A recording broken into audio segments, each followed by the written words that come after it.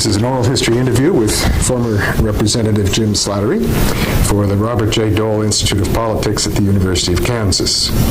We're in the Washington law firm of Wiley Ryan in Washington, D.C., and today is Thursday, April 26, 2007, and I'm Brian Williams. Let's start with, you're telling me your first contact with Senator Dole. Well, my first contact was really as a freshman at Washburn University in 1967. I was 18 years old and working for the Wichita Eagle and Beacon as a teletype operator, and having a chance to really observe the Kansas legislature for the first time. And I remember at Washington Day and Kansas Day meeting all the political leaders in Topeka, and certainly one of them was Bob Dole. And he was at the time a congressman serving from the big 1st District of Western Kansas, and was clearly recognized as an up-and-coming political leader that had a lot of ambition and a lot of ability. And I remember clearly meeting him at Kansas Day, which was with a typical Republican day of celebration in January of 1967. Give a little more detail of Washington Day, because for the rest of the country, that's probably an unfamiliar event. Well, Kansas Day is the day that the Republicans gather in Topeka and have for probably 100 years to just celebrate Kansas and to celebrate the GOP. And in 1967, Senator Bob Dole was this very ambitious and talented congressman from Western Kansas, and was well liked among the GOP faithful. And it was on that occasion in January of 1967 that I first met him in my capacity as a teletype operator for the Wichita Eagle and Beacon, and I was working closely with some reporters at the time that were covering Kansas politics, and Lynn Holt and Ted Blankenship, Al Polzinski were the writers for the Wichita Eagle and Beacon that I worked with, and they would offer their own commentary on Dole and others at the time. But anyway, for an 18-year-old, it was a great way to be introduced to Kansas politics. And was your family background Republican or Democrat, or?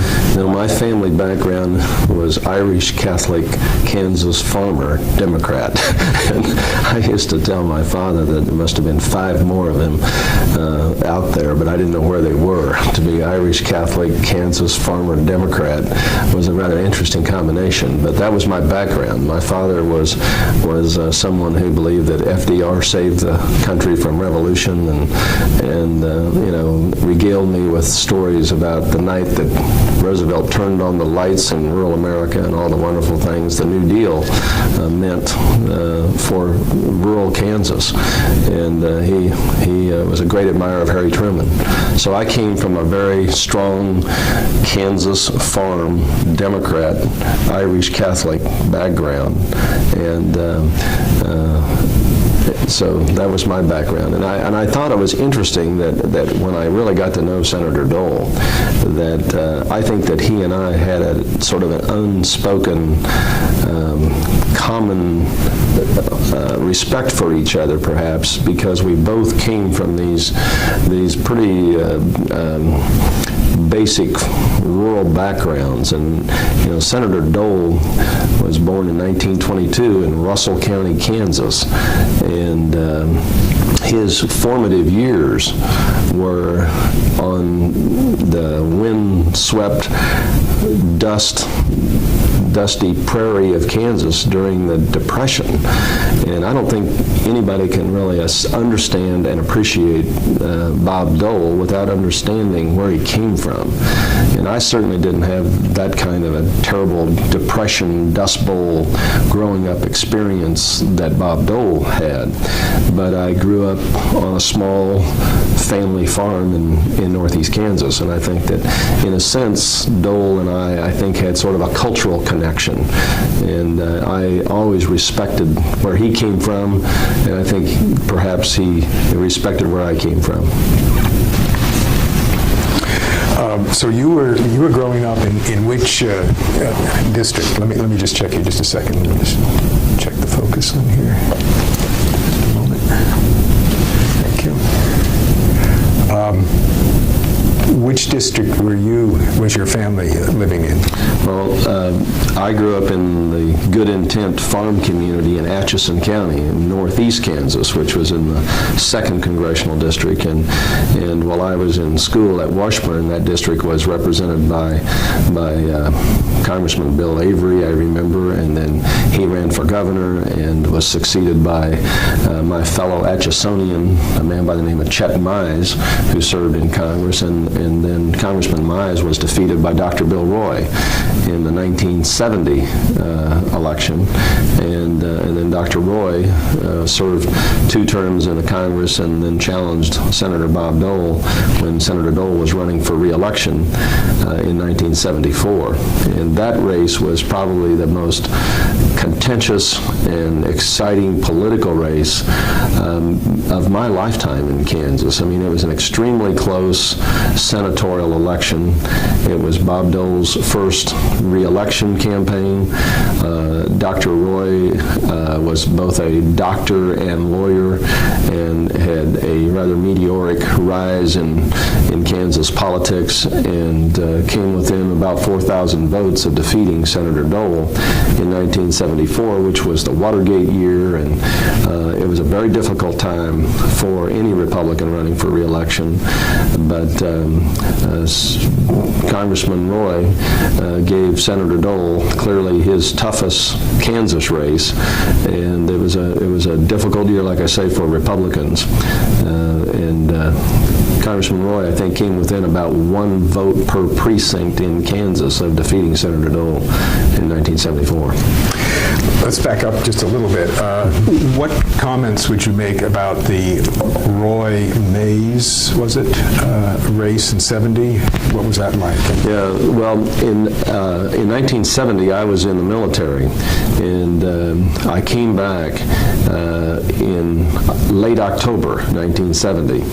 And I remember going into Atchison because I knew that Congressman Mize was having a town hall meeting in Atchison about 2 weeks before the election. And to make a long story short, Dr. Roy was clearly giving him a very tough race, but a Democrat had not won the 2nd Congressional District in I don't know how many years. It had probably been 20-some years, and I think there had been only 1 or 2 congressmen that were Democrats that were elected in that part of Kansas in the history of the state until that time. So Dr. Roy's defeat of Congressman Mize in 1970 was a major upset, and Dr. Roy was one of the first political leaders in Kansas that really was outspoken in his opposition to the Vietnam War, and he activated a lot of young Democrats in his campaign, I think with that message that the Vietnam War was a disaster and needed to be ended. And I think that energized a lot of that first campaign. I think Congressman Mize was stunned that this unknown doctor in Topeka was able to put together a campaign and defeat him in 1970. So were you politically active between 70 and 74? Yes, I ran for the state legislature in 1972 and in Topeka as a law student and got elected. And then I was serving in the Kansas House while I was finishing law school. And then in 1974, I was running for re-election to the Kansas House when I took a campaign position in the Roy campaign to help Dr. Roy defeat Senator Dole. This connection between being a law student at Washburn and serving in the state legislature sounds familiar to me. Well, I think that Senator Dole did the same thing. I mean, he was, I've forgotten the exact chronology of it, but I think that while he was in law school, he may have been in the state legislature. I'm not for sure. He was. Yeah. Okay. Well, then we have that common experience too. But I couldn't remember whether he served in the legislature after he was district attorney or county attorney in Russell County, or before. Was it? Okay. Yeah. Okay. When I read that about him, and now hear it from you, the question comes to mind: what high premium was placed on being a member of the House of Representatives in the state of Kansas if students can get elected? Well, it was pretty rare for students to get elected, and there were 125 members of the Kansas House, and there were probably 5 that were in their 20s, 5 or 10. So it was a relatively small number in the Kansas legislature that were in their 20s at that time. But it was a tremendous experience and a tremendous opportunity to serve. And while you served there, about 10 years after Robert Dole had served there, was he still talked about in the House of Representatives, or did he leave a mark on that body in the state when he moved on, or anything? I know that Senator Dole spent a few years in the Kansas House. I don't know exactly how many, maybe 2 terms, but people knew Senator Dole, but I don't think that he was viewed as a major mover and shaker in the Kansas legislature. But certainly by the time I was serving there between 1972 and 1978, he was emerging as a national figure and certainly well known and viewed as a sort of Mr. Republican, both in Kansas and nationally. So tell me about your involvement in the Roy campaign in '74.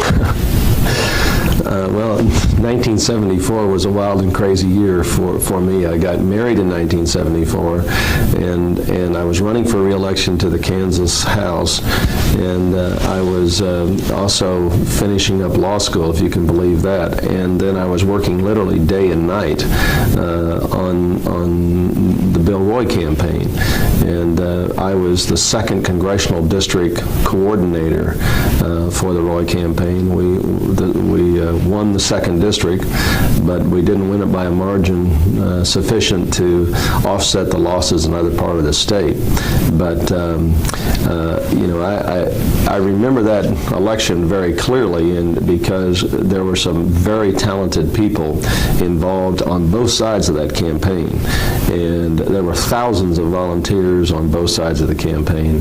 But I think in a national sort of historic sense, there were 2 things that were very interesting in that campaign. One of them was it was perhaps the first major campaign in American history where abortion was the deciding issue. And if you go back and check the election returns in that election, you will see that in the Catholic counties of Kansas, in Atchison County, in Wyandotte County, even Leavenworth County, Crawford County, Ellis County, Nemaha County, those counties that were also heavily Catholic and predominantly Democratic, just didn't perform as well in the Roy Dole race as some might have expected. And many of us believe that it was because a number of the Catholics in those counties voted for Dole principally because of the abortion issue. And in 1974, of course, was only 1 year after Roe versus Wade. And Dr. Roy was rather unique in that he was an OBGYN doctor. And so he was in a situation of having had to deal with that issue on a personal sort of patient basis. And Senator Dole, very adroitly turned that issue on Congressman Roy in that campaign. And I think it was the decisive single issue in the campaign. The other thing that was interesting in that campaign, and I give Senator Dole Dole a lot of credit for this because, I mean, it just shows how politically shrewd and clever he is. And Dr. Roy was leading in that campaign until probably the last 3 weeks. And then going into Election Day, it was all about voter turnout. And I remember in the last couple of weeks of the campaign, Senator Dole ran a commercial that was just a simple picture of himself, and they developed it, I think, in Topeka.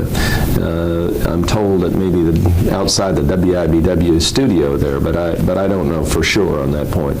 But it was very cleverly done because they just threw mud at a billboard or a yard sign of Senator Dole, and then reversed it and talked about the mudslinging campaign. And it was a tough campaign. There's no question about it. But I think it was for the most part a very issue-oriented campaign, and there wasn't a lot of sort of personal hatred expressed on either side, although there was a lot of intensity. But I think that it was still a very sort of issue-oriented campaign. But Senator Dole ran that commercial, and throwing mud on his yard sign and then reversing it, very cleverly done, and it really did intensify the partisanship in a way that I think encouraged Republicans to sort of come home and vote for the Republican, and I think it was very cleverly done. When did the Roy campaign become aware of the pamphlets that were or brochures that were being put on the windshields of cars at Catholic churches and whatnot, with this horrible picture of an aborted fetus and so forth? Mm-hmm. When did that come to light? Well, I remember the discussions of that, and it was probably 2 or 3 weeks prior to the election, and again, it was the Kansas Right to Life group that was just sort of being formed that put these very colorful pamphlets on windshields of cars, and that technique was used, in subsequent Kansas campaigns and in campaigns all over the country with great effect. But clearly the Dole race of 1974 against Dr. Roy in Kansas was, I think, the first race in the country where this issue was decisive. And I remember the campaign discussions, because I was meeting with the campaign manager, and I was was Catholic, am Catholic, and I knew those communities pretty well, especially in Northeast Kansas.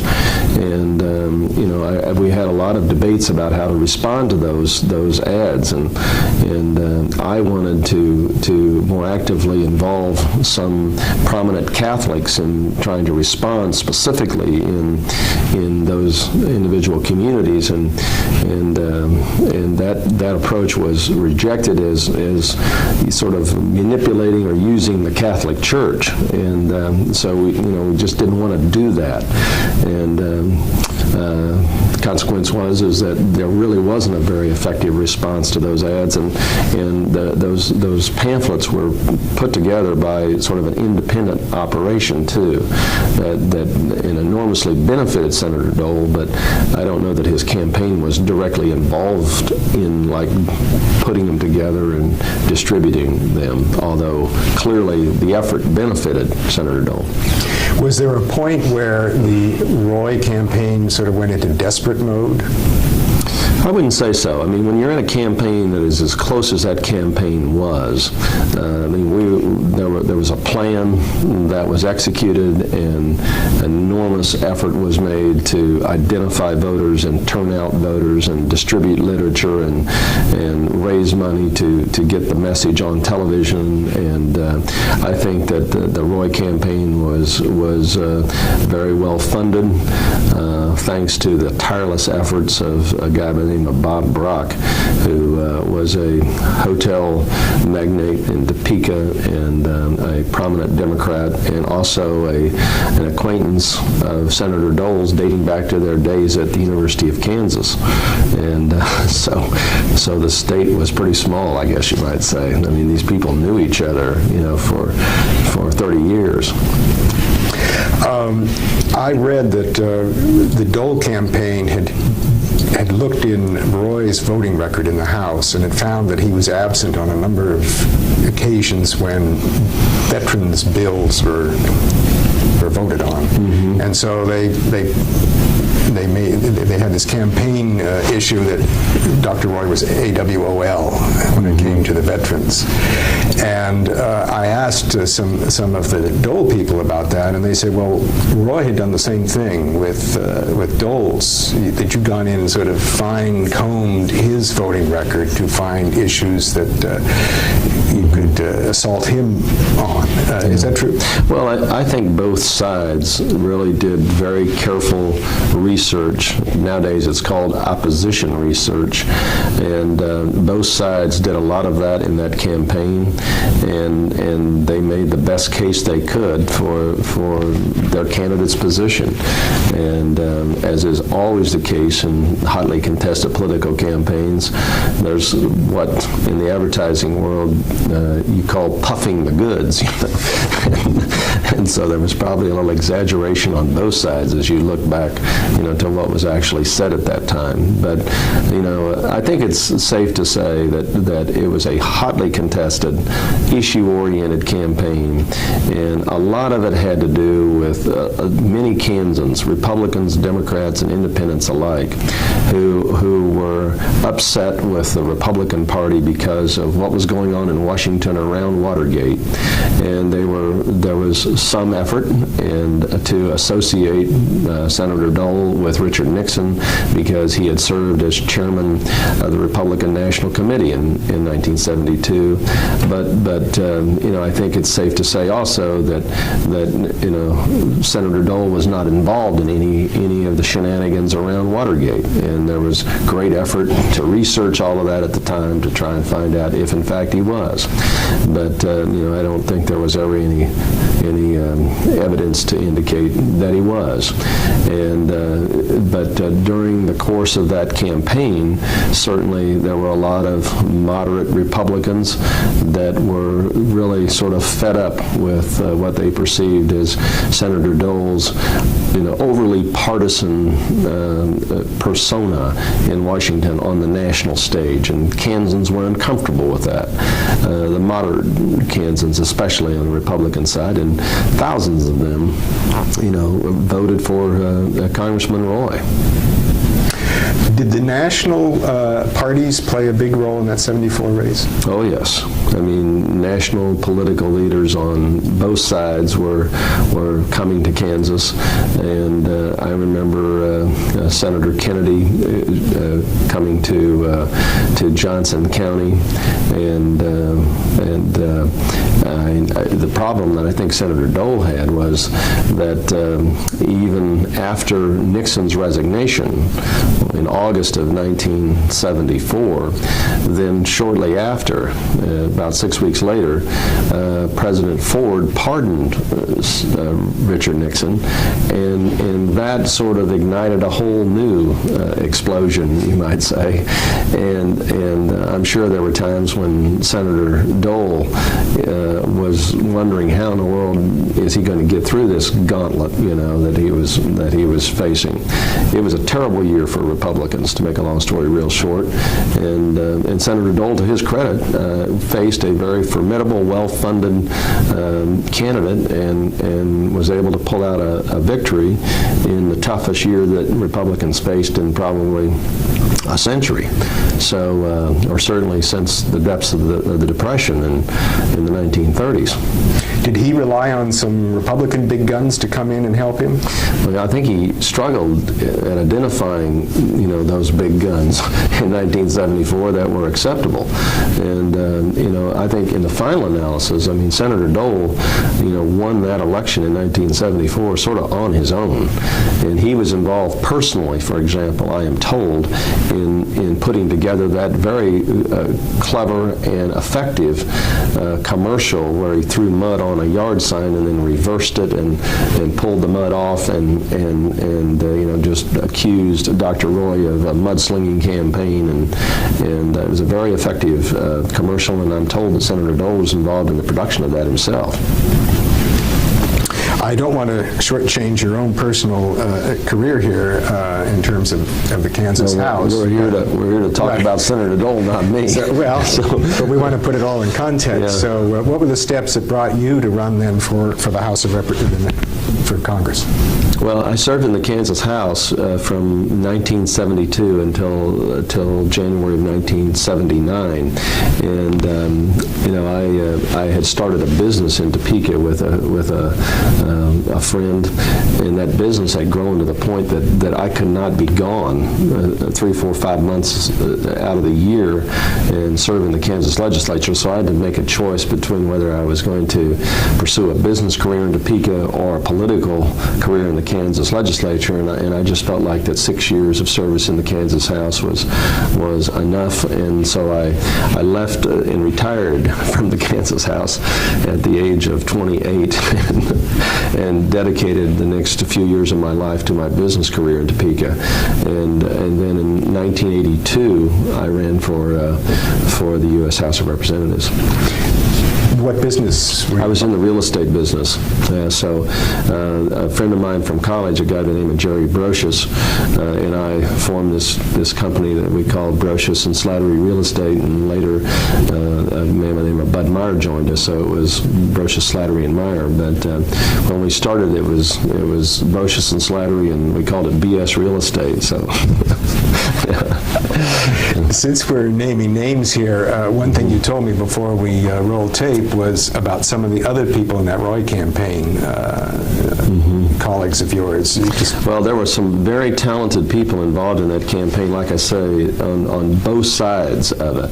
But on the Democratic side, I know that there were 3 future members of Congress that were actively involved, and I was the 2nd district coordinator of that campaign for Dr. Roy. Dan Glickman was the 4th district coordinator, and worked very actively in Wichita, and then Dan Watkins, who is a very prominent lawyer and political activist in Kansas to this day, worked in the Kansas City area, and current Congressman Dennis Moore was very actively involved in that campaign also in the Kansas City area. So 3 future members of Congress, and then in addition to that, Congresswoman Martha Keyes was very actively involved in that campaign too. So it was a fascinating sort of training ground for future political leaders on the Democratic side in Kansas. I've often said that November 1974, in some respects, was sort of the high water mark of the Kansas Democratic Party. I don't know that year there was this very contested, nationally important senatorial race and a gubernatorial election involving Vern Miller and Governor Robert Bennett, and both elections were decided by just a few thousand votes. So the Roy race was decided by approximately 4,000 votes, and I think the Vern Miller-Bob Bennett race was decided by about 2,000 votes. And one of the most unique parts of that campaign that we really struggled with on the Democratic side, and I have a feeling the Republicans were struggling with the same problem, was that there were a lot of, and I mean thousands of people that voted for Vern Miller and Bob Dole. Vern Miller was a very popular Attorney General in Kansas that had previously won re-election as Attorney General, carrying all 105 counties in Kansas, something that is unheard of for a Democrat to do. So, but in 1970-72, I mean, Vern Miller was a very popular political personality in Kansas, and he was running for governor in 1974 to replace the 4-time elected, very popular Robert Docking. And but in that race, Vern Miller was a very conservative Democrat on a number of issues, and he was attracting a lot of Bob Dole supporters. So you had Bob Bennett supporters, who was the Republican candidate for governor, voting for the Democrat senatorial candidate, and you had thousands of people doing just exactly the opposite. So it was an enormously difficult proposition for us, because as we were focusing in the last few weeks on getting out the vote and identifying that last vote, you had Roy volunteers that were actually begging Roy supporters to go to the polls, knowing that some of those people were going to vote for the Republican candidate for governor. And I'm sure the Vern Miller people were doing the same thing. They were begging some Democratic voters to go out and vote for Vern Miller, knowing that they were going to vote also for Bob Dole. So it was a very, very difficult situation to manage from the standpoint of the campaign. And bottom line was, there was just, I don't know how many thousand more, probably 75 to 100,000 more registered Republicans at that time in Kansas than Democrats. And they had enough extra votes to carry the day. But it was remarkable that the Democrats came so close to winning both of those races, even given those internal conflicts between the races. Now, 1982 seems to me like a slightly odd year for a Democrat to be winning an election to the House. Well, it was a big Democrat year nationally, because that was the midterm election in President Reagan's first term, and the country was in recession, and there was a lot of concern about President Reagan and just how far he was going, and what was going to be needed to turn the country around.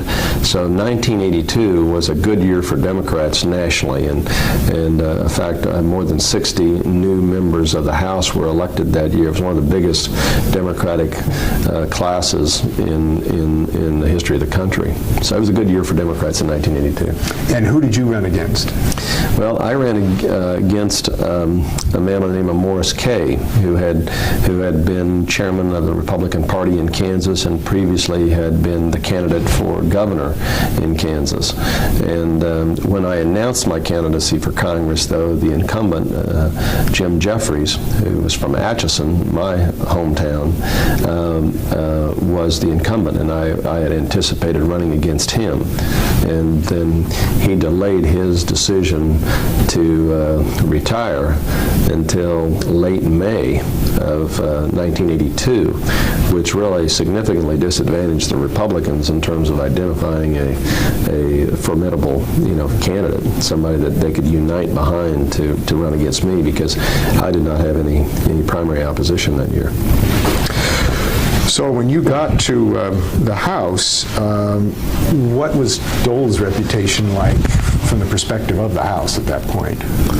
Well, I reported for duty in the House of Representatives in January of 1983, and at that time, Senator Dole was the majority leader in the United States Senate, and I'm sorry, he was the chairman of the Senate Finance Committee at that time. Yes, and he was in a position of very, very important national prominence, and one of the first issues that we had to deal with was the imminent bankruptcy of the Social Security Trust Fund. And Senator Dole, as chairman of the Senate Finance Committee, worked very closely with the Democrats and the Reagan administration to craft the Social Security deal that was passed in 1983. So, Claude Pepper, Tip O'Neill, Dan Rostenkowski, and Jim Wright were the principal players in the House, and Senator Dole and the majority leader in the Senate and the Senate Democratic leader. I mean, they all worked together in a bipartisan way to address the Social Security problem, and historic legislation was passed in 1983, and Senator Dole played a very key role in that. And I think that the Social Security debate in 1983 was really one of a number of examples of how Senator Dole was really able, when the doors were closed and a deal needed to be done for the good of the country, Senator Dole was in the game, and he was doing what really needed to be done. He was a practical deal maker. He was not an ideologue in those debates. And to this day, I think that Senator Dole, you can't call him an ideologue. And I think he's very uncomfortable with rigid ideologues of the right and rigid ideologues of the left. Senator Dole is a centrist, practical person with what we call in Kansas good common sense.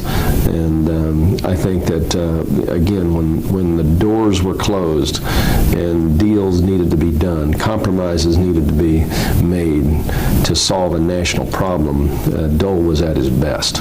And that's a high compliment because there were a number of people in the political process that, never stopped their mindless bumper sticker speeches and never get to the point where they realize that the only way we keep this country together is with sensible compromise and give and take on both sides. And Senator Dole was certainly someone that, in my judgment, always understood the importance of compromise and the importance of accommodating people of different points of view. And that was the only way this country could survive.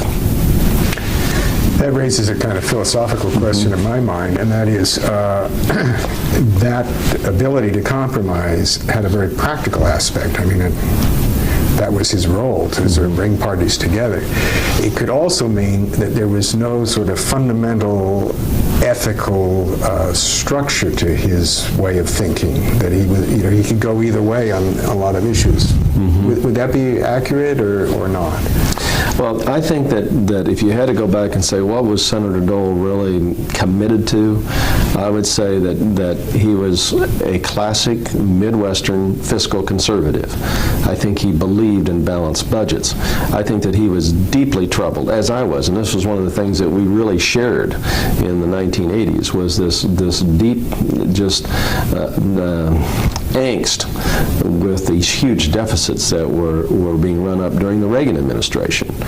And I think Senator Dole was very uncomfortable with that. So even though Senator Dole, for example, supported the Reagan tax cuts in 1981, the following year, I think he understood that we were going to have huge deficits that were just beyond comprehension unless something was done to restore a part of the revenue base, which he then led the effort to do.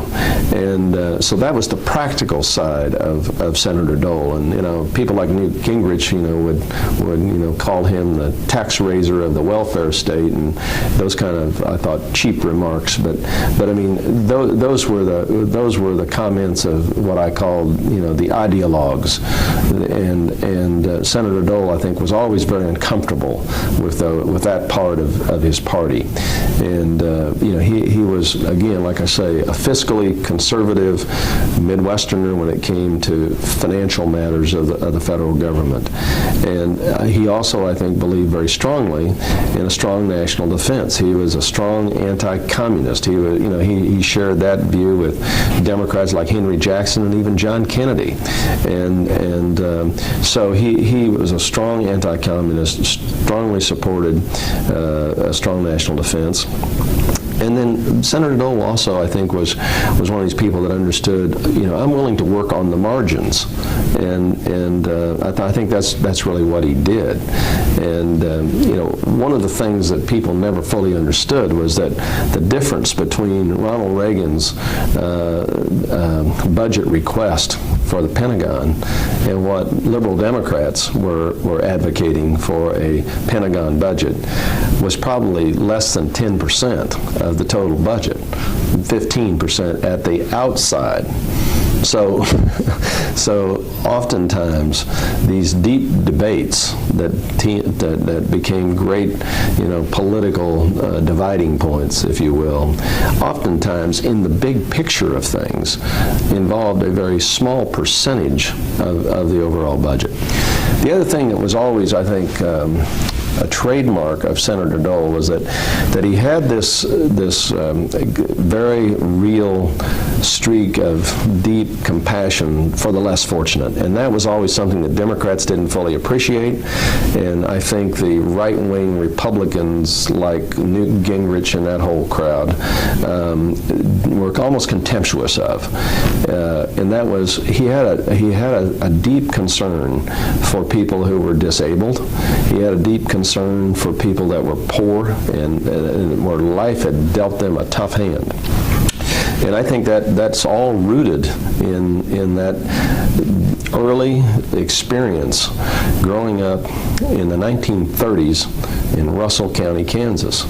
I mean, I don't think we can even imagine today what it was like growing up out there in the 30s during the Dust Bowl days. And I think that I've been told, at least, I've never checked the voting records and stuff, but I've been told that the Doles were Democrats, that they were FDR Democrats in Russell County. And there's this wonderful story that Dole used to tell about himself, that when he was asked whether he was a Democrat or Republican, he said, well, how many Republicans are there and how many Democrats? And basically said, when told that there were twice as many Republicans in Russell County as Democrats, he said, well, I think I better be a Republican, But, Dole told that sort of story on himself. But I think that Senator Dole had that compassionate concern about senior citizens, as was reflected in his commitment to making sure that the Social Security system survived, and I think that he was generally very supportive of Medicare, certainly recognized the importance of it in hospitals in rural America. He led the effort with George McGovern to enact food stamp legislation, and so Senator Dole, was a complicated political leader when you look at his record in detail. He did some liberal things, he did some conservative things, and I think that's why people like Newt Gingrich were never very comfortable with Dole, and why a lot of more people in the country, I think, appreciated Dole as they got to know him more. Did you ever serve on a conference committee or something where you were in with Dole and observing him firsthand? Well, the closest that I came to that was I was on the budget committee, and when Senator Dole was majority leader, and both he and I were very committed to doing anything we could to reduce the huge deficits in the 1980s and early 1990s. And I remember several meetings where he would have the Kansas delegation together, and I was supporting a freeze proposal in the House that was pretty tough medicine, and he was supporting something very similar in the Senate, and he was hoping that we would all be able to get together as a sort of a Kansas delegation, and certainly there was some political motivation there too. If he could get all the Kansas Democrats on board, I mean, he had covered his political flank in Kansas, but he was also committed to really trying to do something real to reduce the deficits, and I always appreciated that about him, and so we shared that sort of fiscal conservatism, and we had maybe different approaches in terms of how to get a balanced budget or get the deficits dramatically reduced, but for both of us, I think the overriding objective was to get it done, and we were pretty flexible in terms of how we got it done. And and when you're into those situations, people can say, well, where are your principles? Well, your principle is that you think it's morally wrong or fiscally irresponsible to be presiding over huge deficits and passing incredible bills on to the next generations to pay, and that's the principle. And then you start talking about how you're going to get it done, and you can compromise there, in terms of what kind of mix you have with revenues and spending cuts, and that becomes just sort of what's politically possible almost. So I cite that as an example of again, a situation where I thought that Senator Dole was practical and non-ideological. You mentioned Social Security, Medicare. ADA indirectly, and so forth. Yeah, the Americans with Disabilities Act was it was really another amazing example of Dole's leadership in trying to enact legislation that had a very, very significant effect in Kansas and all over the country, and it was a very tough pill for a lot of local units of government to swallow, because I remember going out to the county seats in my congressional district, and the county commissioners were facing this whole problem of making the courthouses and other county facilities accessible to the handicapped, and they were incurring large expenditures to make renovations to the courthouse, for example, that they had historically avoided doing. I mean, there weren't elevators going to the second floor, so people that were in wheelchairs would have to wait out in front of the courthouse, and somebody would bring down their license tag application or their tax forms or whatever had to be filed at the courthouse. And then with the passage of the American with Disabilities Act, I mean, these courthouses were required to make significant modifications, and I know and many of those county officials were good Republicans, and I was the Democratic congressman. I voted for the ADA, and they were just giving me just unshirted hell for having voted for the ADA in some cases, and I would point out to them that Senator Dole was also a major supporter of this legislation, and that didn't seem to affect him one bit. But it's again another example of Senator Dole's, I think, really sincere compassion for disabled people that were denied access to facilities, both public and private, all over the country, and now we take for granted things like curb cuts and all the things that were done as a result of federal legislation to make our country more accessible to people that were handicapped. What about farm legislation during the time that you were in Congress?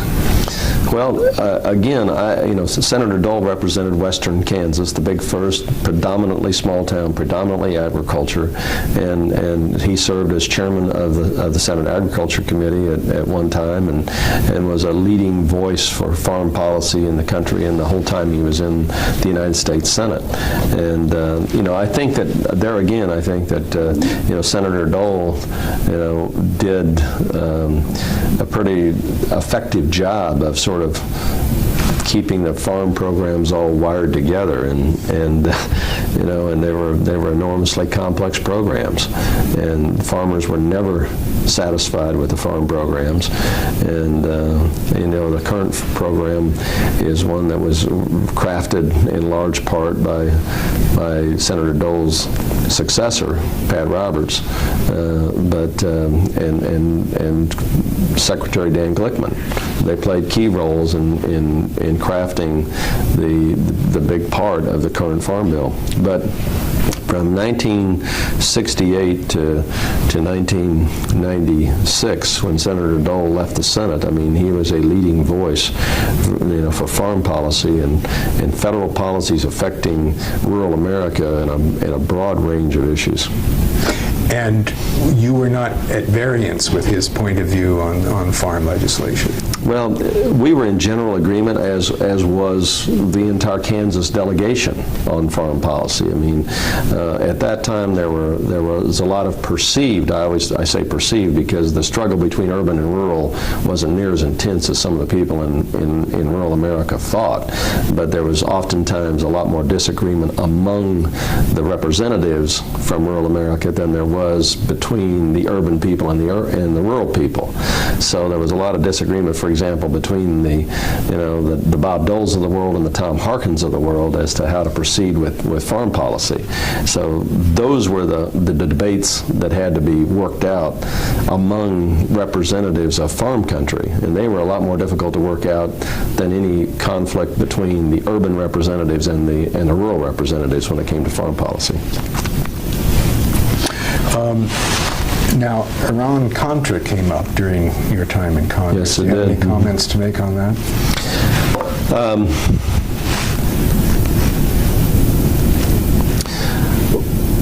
Well, it was a serious constitutional question, and it was a serious constitutional crisis for President Reagan.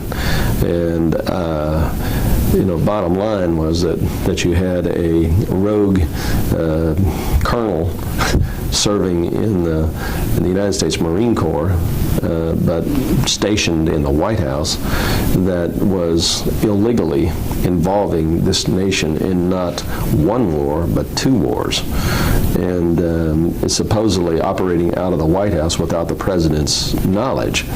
And I've never bought that explanation, frankly. I mean, I'm confident that the president's national security team and others knew what Oliver North was up to, and somebody sanctioned it, or he wouldn't have been doing it.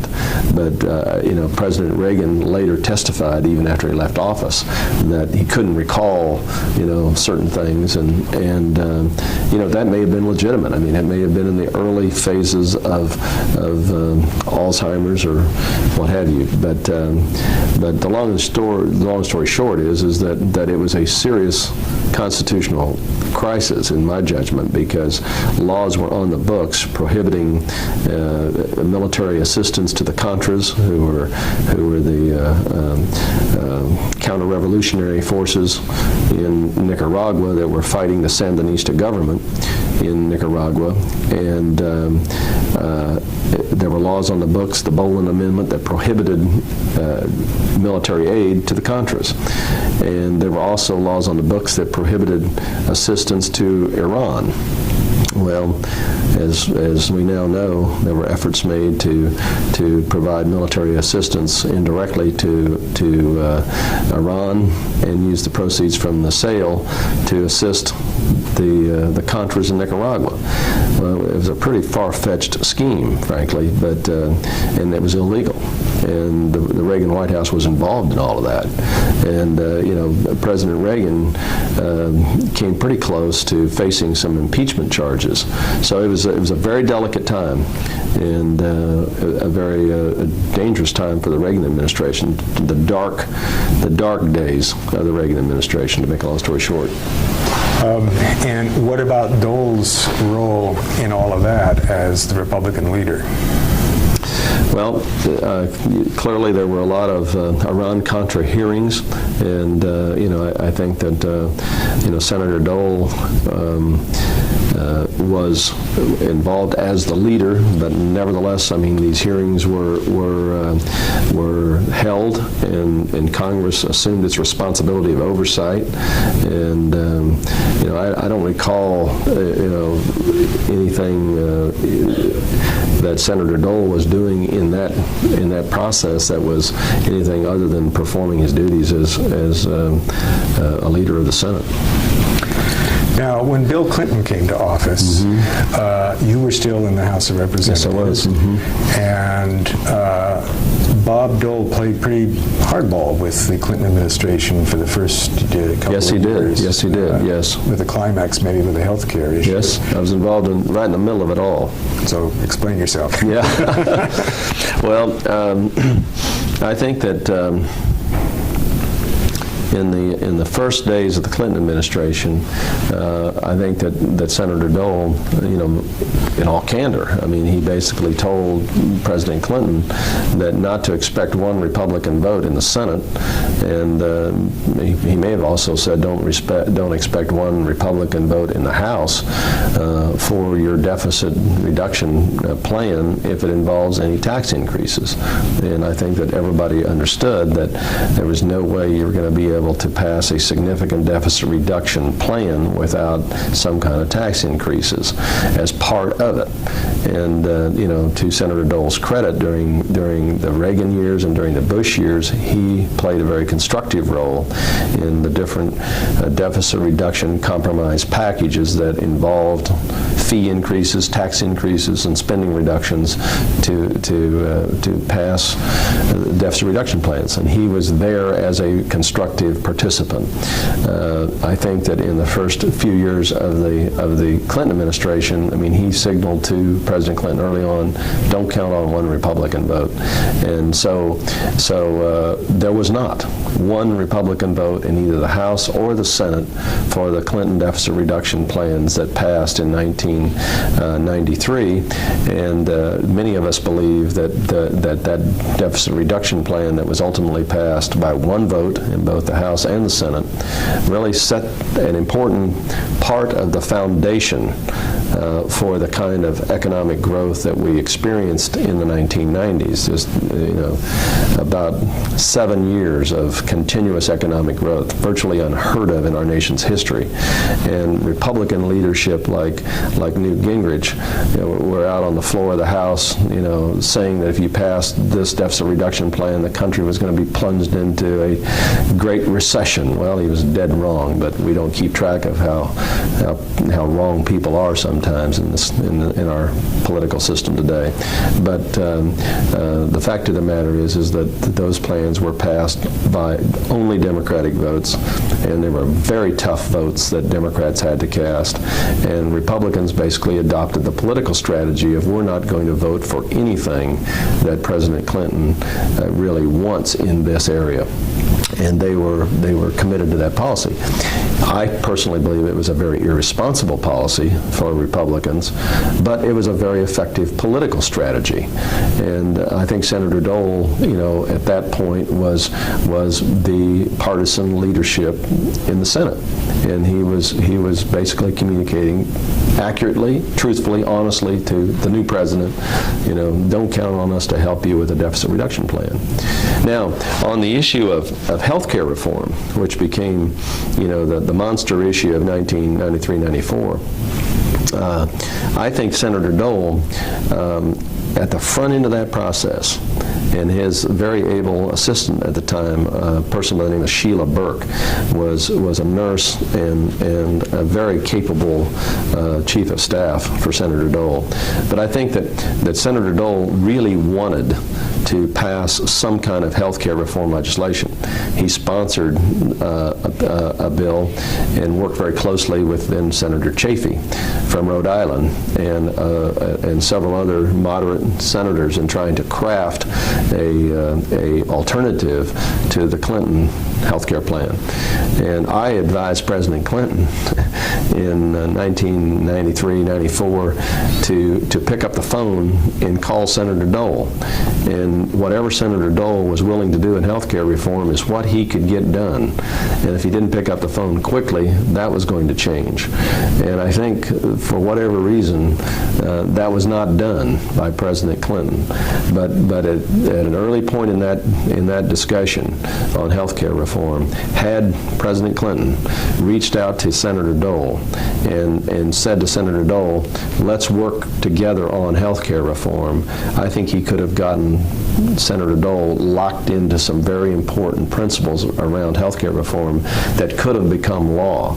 But President Clinton and the team around him made some very bad judgments about just how to politically proceed, and the fact that Senator Hillary Clinton, at the time First Lady Hillary Clinton, was put in charge of the healthcare task force was a political disaster. Even though Senator Clinton knew healthcare as well as anybody in the city, it was just a political disaster. But Senator Dole early on, I think, was a willing participant, but for whatever reason, President Clinton just did not reach out quickly enough to Senator Dole to solidify an agreement with him that could have become law. And then by the time that he was willing to do that, Senator Dole's troops in the Senate, the Republican members in the Senate, had abandoned any idea of health care reform, and for political reasons, they wanted to defeat any Clinton health care initiative, and they wanted to prevent any health care initiative from passing for political reasons, and that was all led principally by Newt Gingrich at the time. And again, in my judgment, very irresponsible from the standpoint of what's good for the country, but good politics in the short term. And it was enormously effective because the defeat of the Clinton health care plan in 1994, I think, was one of the principal reasons why the Republicans took control of the House of Representatives for the first time in nearly 50 years, and also took control of the United States Senate. Right at the end of this tape, so I'm going to stop.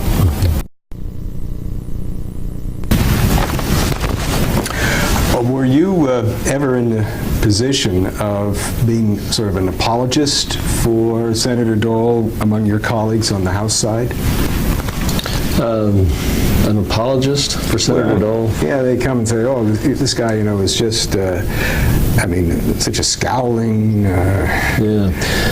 No, Senator Dole was well known, by the people that I worked with and the leadership on both sides of the political aisle in the House, and he had his own reputation, and the people understood when it came to certain issues that he could be very practical and non-ideological, and on other issues he was sometimes, he was the partisan Republican leader of the Senate, and so that was a given, and everybody understood that. Had he ever approached you to become a Republican? Actually, he indirectly did, yes, and he has jokingly, to this day, tells me that had I switched parties, I could have been serving in the United States Senate, and anyway, I think he means that as a compliment. but yes, he's on several occasions sent emissaries to me suggesting that it would be a good idea for me to switch parties if I really wanted a political career in Kansas politics, and the sad fact of the matter is he was probably right. But I was and am a Democrat and will die a Democrat, so I think I frustrated Dole on that point. Did you? How would you characterize your personal relationship with the senator? Well, while I was in the Congress, Senator Dole would regularly visit Topeka, and whenever I was up for re-election, every other year, Senator Dole would come to Topeka and hold a fundraiser for my opponent, and show up and make the obligatory remarks for those events. But he got to the point where what he would say is, he says, "There's only one thing wrong with Jim Slattery, and that's that he's a Democrat." And to make a long story short, I developed a very good working relationship with his staff, and I, for example, would take a lot of referrals from his staff to our office on veterans issues. And I was on the Veterans Committee in the House, and we worked very hard in terms of just trying to take care of veterans that had problems with the Veterans Administration. And Senator Dole's office would refer, constituents, certainly in my congressional district, to my staff in my offices in Topeka to deal with those kind of veterans issues. But on other issues affecting Kansas and on national issues, especially around fiscal policy, we were able to work together, I think, very closely. And on a personal level, I grew to have a lot of respect for Senator Dole. And I sort of transitioned from 1974 when I and a number of other young Democrats and moderate Republicans in Kansas were working very hard to defeat Senator Dole, to by the time I was serving in the Congress, 10 years later, I had grown to respect him, and the longer that I served really in the Congress, I think my admiration and respect for him as a political leader really grew. And I oftentimes would, appear on the same platform with him, and we always treated each other with I think, mutual respect, and we weren't out there politically, trying to stab each other. Were you ever on a Jim and Bob sort of relationship? Yeah, I mean, he called me Jim, and I would call him Bob, and generally I called him Senator, except when we were together in private. But I think we had a good relationship. What kind of events were they likely to be that you and he would appear together? Oh, just the typical sort of political events that you would have in Washington when groups of Kansans would come to Washington, and then there were times in Kansas where there would be mutual appearances before different business groups or different events in Topeka civic type groups where we would occasionally appear together, and then there were times of celebration when you would be on the same platform together too. And that was always a great challenge to follow Senator Dole or precede Senator Dole, because he always had such a great wit, and he was a great entertainer on those occasions, and he always felt some degree of pressure, at least I did, to have some humorous story to tell, or something to just to compete, you might say, with Dole. Do you recall any successful stories? Oh, there? listen, I don't even pretend to match Senator Dole's wit. I mean, he was just he was a very, very effective humorist, and he had an extraordinary ability to walk into a room and have everybody sort of entertained very quickly, and it was always funny because I always tried to use those occasions to try to share some information with my constituents, and hopefully I was always in sort of selling mode, and trying to explain a vote or explain a position I was taking on an issue or explain something going on in Washington, and I saw that as a very important part of my role as a member of Congress.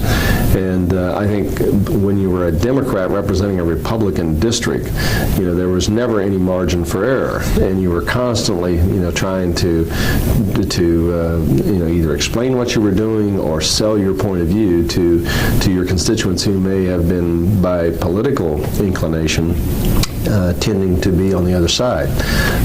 So you had a constant educational mission to perform if you were going to politically survive. And Senator Dole never labored under that burden, being a very prominent Republican in one of the most Republican states in the Union. So he always had a significant margin of error, and I don't think he ever really felt a great burden to educate, shall we say, his constituents. And I think that he, really did wisely, perhaps, understand that you could connect with people by helping them laugh a lot quicker than you could by helping them think. So I think that was his great skill as a politician. So what motivated you to end your career in the House? Well, it was not entirely voluntary, you understand. I ran for governor in 1994. So I had been in the House for 12 years, and I was elected first when I was 34, and I served until I was 46. And it was an incredible experience, a great opportunity to serve. But I frankly became very frustrated with the institution, and I'm by nature very impatient, and I don't have the patience for just the constant political game playing that goes on in the House of Representatives. And I always thought that I was psychologically much better suited to be an executive, and I thought that in 1994 that if you really wanted to make a difference for your state, that you could do it best as governor. So a combination of sort of being frustrated in the Congress as one of 435, even though I was on some very, very good committees, and the prospect of having to wait 10 or 15 years to be chairman of a committee or subcommittee. I wanted to do something different, and I picked the wrong year to run for governor of Kansas. What was that like? Well, in 1994, President Clinton's approval rating in Kansas was hovering around 30%, probably in most of the state, and we had just come off sort of a brutal political gauntlet here in Washington with everything from 1993 through the end of 1994. I mean, we started out with the issue around gays in the military, and then we had a whole bunch of issues around the White House, whether it was what was called at the time Travelgate and then Whitewater and all those investigations that were going on. But then we had those very tough budget votes where we passed major legislation to dramatically reduce the deficit, and it involved some tax increases that were unpopular. It involved significant spending cuts and tough votes during the process. And then we had the Brady bill, and then we had the assault weapon ban also was passed in 1994. And NAFTA was another very, very contentious issue. And then the sort of the climatic political battle was around health care in 1994. So it was a political gauntlet that a very ambitious young Democratic president was leading the Democrats through, and it was just too much for the country to swallow. And 1994 was a year when the country basically said, this is going too far too fast, and the Republicans very effectively turned the health care debate into a sort of a referendum on, do you want more sort of big government, more taxes, more intrusive government in your life, yes or no? And if you vote yes for these Democrats, you're voting for big government and all these terrible things. If you vote no, you're voting for a new direction. And the country voted no. They wanted a new direction, and they got a new direction with Gingrich and the takeover of the House and the takeover of the Senate in 1994. And anyway, it was in that firestorm that I made the mistake of running as a Democrat in Republican Kansas for governor. Did you come close? No, and it was one of these situations where the best Republican candidate running got the nomination, and he was a moderate Republican that was as far from the Newt Gingrich crowd as you could be, but sort of a Republican out of the Casabom wing of the Republican Party in Kansas, and really the last moderate statewide Republican to win the nomination for a statewide Republican office in Kansas. And he was virtually impossible for a Democrat to defeat because he was a moderate Republican. And Democrats in Kansas running statewide historically are only successful if they're running against an unpopular incumbent, or if they're running against a real sort of extreme right-wing Republican candidate that can be clearly positioned in that wing of the Republican Party, and then the Republican moderates move and vote for the Democrat moderate candidate. So that's been the secret of Kathleen Sebelius' success, is that she's been able to position herself as a moderate Republican, moderate Democrat, and the moderate Republicans have supported her as she ended up running against very conservative Republicans that were rejected by the urban moderates in Kansas. Well, I ended up having the misfortune of running against a Republican urban moderate. So. Now, the man that replaced you in the House of Representatives was Senator Brownback. Brownback, that's correct, yes. So your district moved strongly rightward. My district had sort of a historic tendency of moving, from the right wing to moderation on the Democratic side. So, Congressman Bill Roy defeated Chet Mize, who was a pretty conservative, typical Midwestern conservative in 1970, served for 4 years, and then Martha Keyes, who was probably the most liberal representative the district certainly had, served for 4 years, and then she was defeated in 1978 by a very conservative member, Jim Jeffries from Atchison, who served for 4 years, and then he didn't run for re-election. I was elected as, I think it's fair to say, what most people would call a moderate Democrat, and served for 12 years. And I was replaced by Sam Brownback, who was, again, another very conservative member, and he was followed by Jim Ryan, another very conservative member, and now we have a moderate Democrat. So the district does move, and it has a history of sort of moving from the very conservative wing back to sort of moderation. So it'll be interesting to see how long it stays in the moderate camp. You mentioned the North American Free Trade Agreement a moment ago. Would you just make a few comments about that? Well, Senator Dole was a strong supporter of NAFTA. I did not support the North American Free Trade Agreement. I may have been wrong, in all candor, but I was very concerned at the time at whether the agreement would be actually enforced in Mexico effectively. So I was advocating that there be a 10-year period of sort of revisiting this. So after it had been in place for 10 years, both countries would vote to extend it.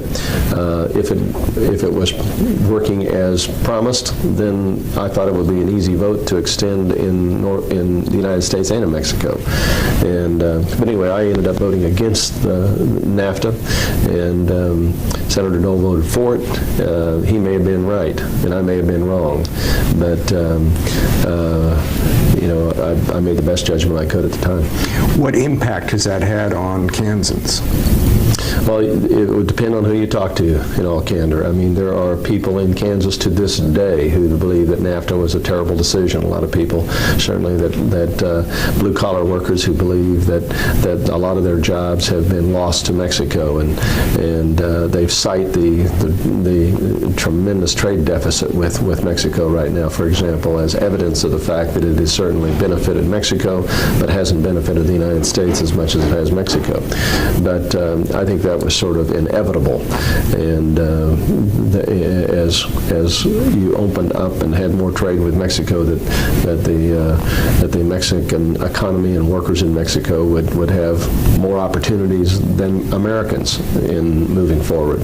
And so I think the trade deficit we have today with Mexico sort of makes that point and verifies that there's been a lot more coming to this country from Mexico than has been sold in Mexico.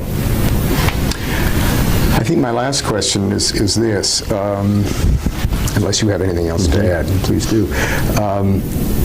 20 years from now, people may not, young people in particular, may not know much about Bob Dole, if at all. What would you tell someone 20 years from now? Well, I would say that Bob Dole was really one of the political giants of the 20th century at the national level. I mean, his service in Washington commenced in January of 1961 with a young Democratic President John Kennedy in the White House, and extended until really he walked away from the Senate in 1996 when he was running for president against President Bill Clinton. And so that was an incredible period to be on the national stage, and Bob Dole played a significant role in virtually every major national decision over a 30-plus year period of time, and that to me qualifies him as one of the giants of the 20th century in the national political arena. I would say further that he was a product of growing up in the prairie of Kansas in the Depression years and the Dust Bowl years, and his probably defining moment as a young man was being shot and nearly killed in service to the country in 1945 in the waning days of World War II. And I think that he was a very complex man, as most great men are. And he was in his political career, he was committed to, I think, fiscal responsibility, to a strong national defense, and I think he was also committed to trying to make sure that the less fortunate in our country, those that are seniors and those that didn't have good health care, and the disabled got a fair shake. And I think, on balance, Senator Dole is going to be treated very fairly in history. And I think he provided this country a lot of good leadership. There were times when his partisan edge would be exasperating to me and many moderate Kansas Republicans, in all candor. But I would say he was Mr. Republican for the better part of 20 years in our nation's political history. Great. Anything to add? I think we probably covered it, haven't we? Good. Thanks very much. Yeah.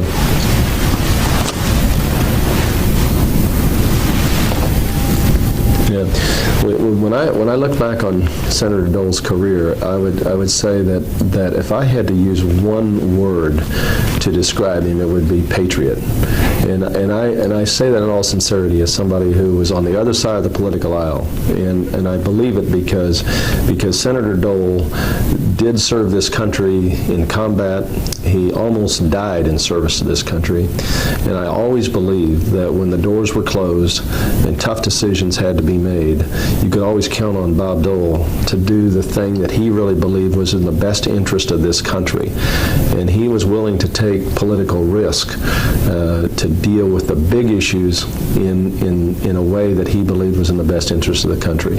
I mean, there were times when he gave in to the political pressures of the moment, like all political leaders do. But in crucial times, I think Bob Dole was there, and he stood up and he delivered for the country. And I think that in the final analysis, he is a man who loves this country, and he understands this country, based on his experiences growing up in Russell County, Kansas, in the Depression and the Dust Bowl, and understood and understands how important the federal government can be in making the lives of people in this country better. And he understands that because he benefited from it. After the war, he spent 4 years in VA hospitals, and he benefited from the veterans programs to go to law school, to buy his first house, and he understood what the New Deal meant to Kansas, and he understood what government programs meant to farmers, and he understood the importance of Social Security and Medicare. So he was a guy that was never comfortable with the anti-government rhetoric of President Reagan, and also the anti-government rhetoric of Newt Gingrich. But I think in the final analysis, Bob Dole will be viewed in history as a leader, a giant of the 20th century, and a real patriot. And that's the highest compliment I can pay of somebody that was at times a political adversary. Great.